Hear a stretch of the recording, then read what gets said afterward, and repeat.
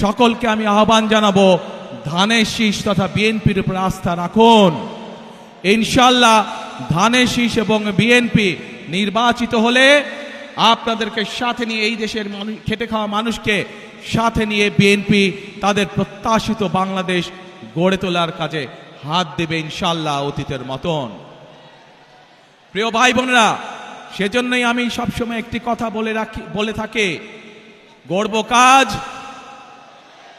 করব কাজ, গড়ব দেশ, সবার আগে বাংলাদেশ।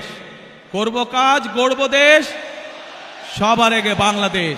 কাজে আমাদের বাংলাদেশকে যদি আমাদের মতন সুন্দর করে গড়ে তুলতে হয়, তাহলে গণতন্ত্রের পক্ষে সকল শক্তিকে আজ ঐক্যবদ্ধ থাকতে হবে। যে কারণেই ওয়াসিম আকরাম সহ বহু মানুষ তাদের জীবনকে উৎসর্গ করেছেন। তাদের জীবনের মূল্যকে যদি আজ আমাদের তাদের মূল্য দিতে হয়, তাদের জীবনের ত্যাগকে, তাহলে অবশ্যই আজকে আমাদের মানুষের যে প্রত্যাশা, সেই প্রত্যাশা পূরণের জন্য কাজ করতে হবে। এবং যা মাত্র বললাম আমি, ইনশাআল্লাহ ধানের শীষের উপর আস্থা রাখুন, ইনশাআল্লাহ বিএনপির উপর আস্থা রাখুন। বিএনপি আপনাদেরকে সাথে নিয়ে আপনাদের সেই প্রত্যাশা পূরণে কাজ করবে। প্রিয় ভাই বোনেরা, বিগত 15 বছর যেভাবে আপনাদের রাজনৈতিক এবং অর্থনৈতিক অধিকার ছিনিয়ে নেওয়া হয়েছিল, সেরকম একটি ষড়যন্ত্র আবারও শুরু হয়েছে।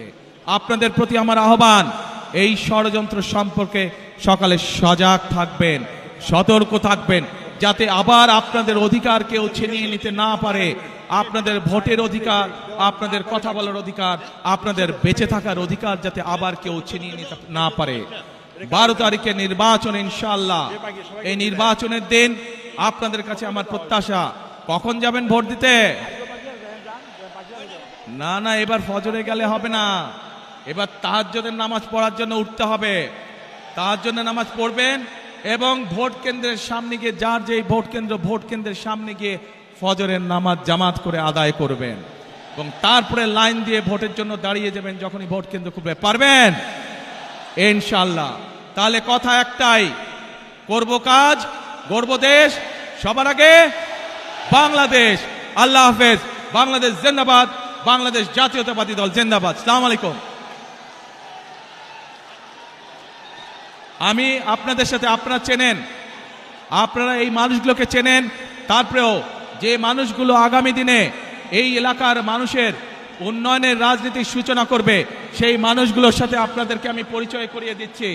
যেহেতু এখানে চট্টগ্রাম জেলার সকল প্রার্থী উপস্থিত আছেন, কক্সবাজার জেলার সকল প্রার্থী আমার পাশে দাঁড়িয়েছেন।